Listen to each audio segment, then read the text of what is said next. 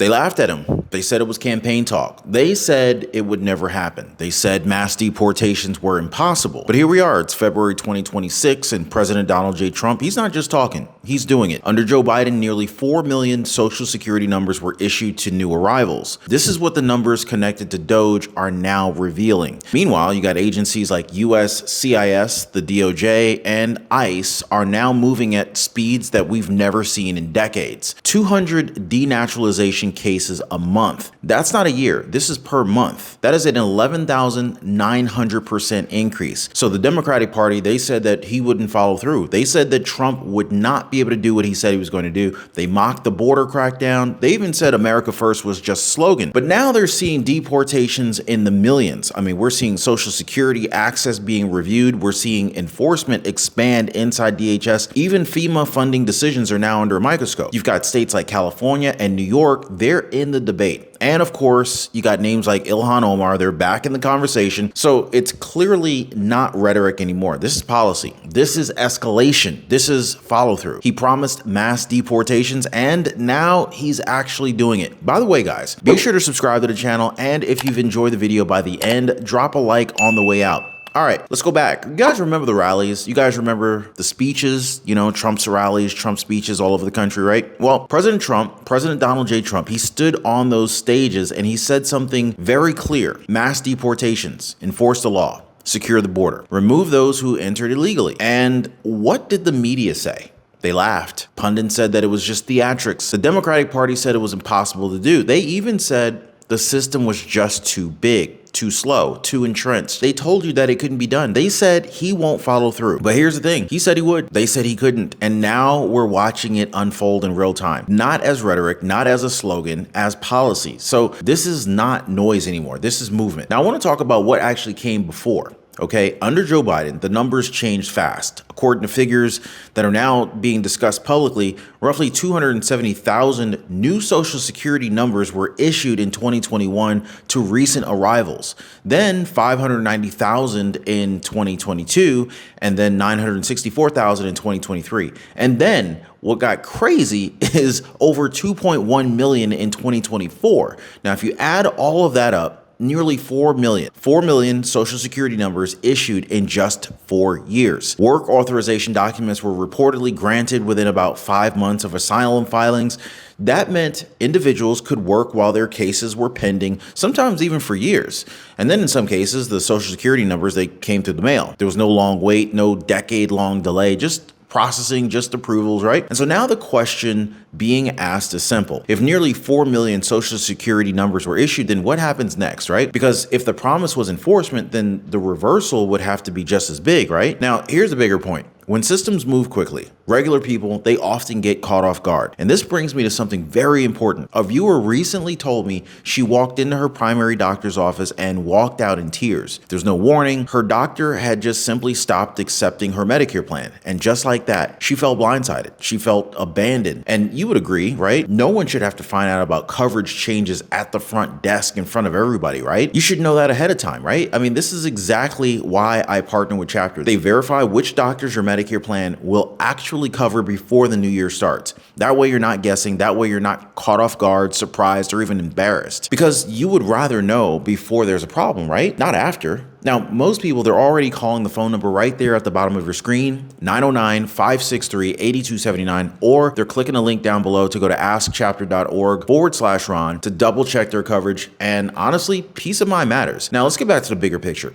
because when federal systems expand rapidly, eventually they get reviewed. And that review is exactly what we're seeing right now. So here's where things really accelerate. You have the Department of Government Efficiency, often called DOGE. They began reviewing the federal data, and what they reported raised all sorts of eyebrows. They pointed to roughly 1.3 million non-citizens enrolled in Medicaid programs during the surge years. They ended up flagging driver's licenses issued in multiple jurisdictions. They raised concerns about benefit access tied to Social Security numbers. Now, hang on, okay? This is where the political clash actually explodes. Critics are saying that these reviews are about tightening systems. Opponents, especially figures inside the Democratic Party, they argue that the oversight efforts led by voices aligned with Elon Musk of DOGE risk cutting benefits too broadly. So obviously at this point, there's two different narratives. One is saying, restore integrity. The other one is saying protect the access. But what really matters for this story is this. The audits began, the systems were reviewed, and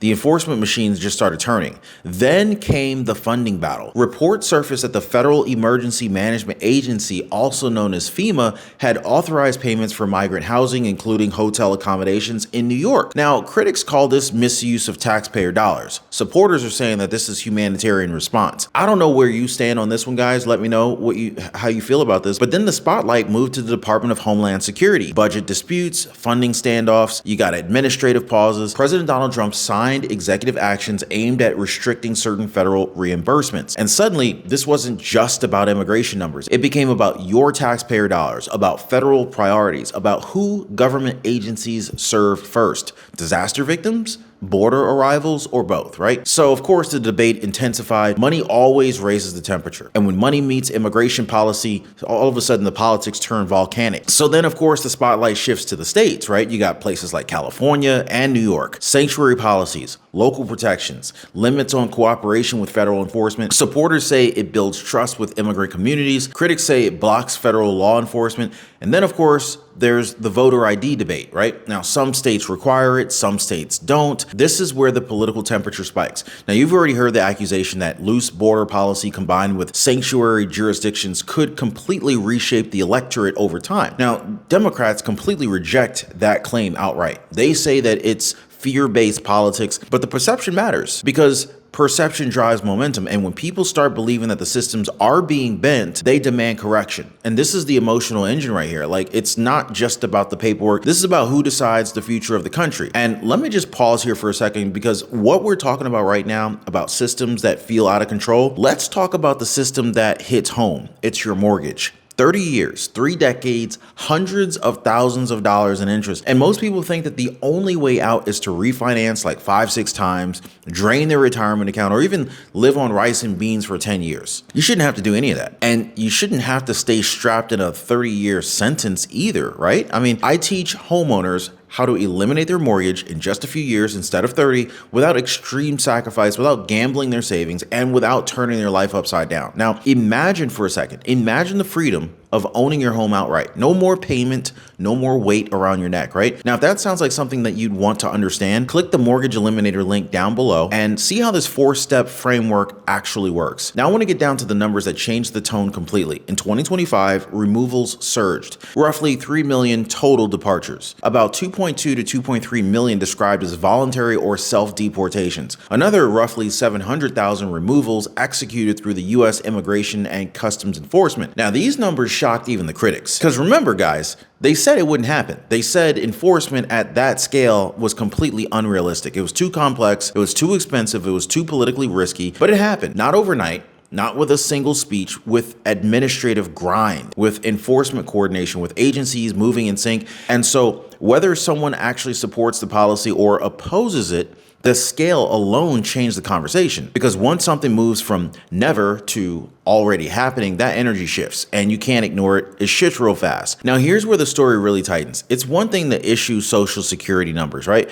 But it's a completely different thing to review them. Now, under the current administration, agencies began reassessing eligibility that's tied to recently issued numbers. Not quietly, not slowly. Systems were cross-checked, records were reviewed, benefit access was examined. This is what some critics now refer to when they ask, are millions of social security numbers being reversed? Well, let's be very clear about this. Not erased from existence, but reviewed or flagged, restricted if eligibility no longer applies. So this is administrative enforcement. That's the process. And this is where the phrase taking it back actually comes from. Because when enforcement shifts, access shifts. And when policy changes, the paperwork follows that. And so this is not about the headlines. It's actually about the databases. And when the databases move, lives move with them. And then came the number that stunned even the long-term observers. The United States Citizenship and Immigration Services began forwarding approximately 200 naturalization cases per month to the United States Department of Justice. justice, 200 per month.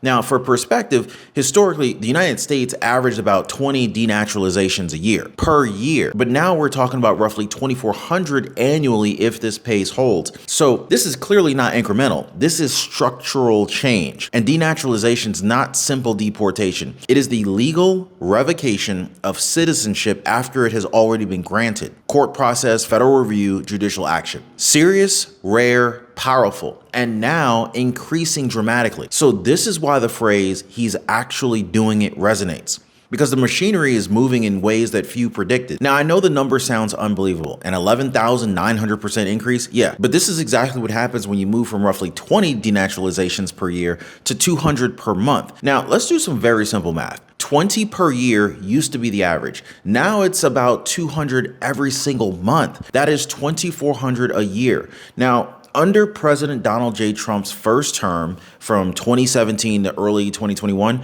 there were over 100 total denaturalizations. And so now we're potentially seeing that number in about half a month. So this is not some small change. This is not symbolic enforcement. This is a structural pivot. Observers are saying that we haven't seen numbers like this since the 1960s. This is why people are stunned, because when something goes from rare to routine, it changes how the system feels. And this is what this is. Not noise, not speeches, numbers. So now I want to slow down for a sec, because what is denaturalization, right? Like, I want to make sure that everyone understands what we're talking about here. It means someone who legally became a US citizen can have that citizenship revoked. Now, this does not happen casually, okay? They're not just like willy-nilly revoking like real legit citizenship. It involves review by United States Citizenship and Immigration Services. It gets sent to the United States Department of Justice. It goes to federal court. Evidence has to be presented. A judge decides, and if citizenship is actually revoked, the person can then face removal. This is completely different from deporting someone who never had citizenship to begin with. This is much deeper. It's much more serious. In fact,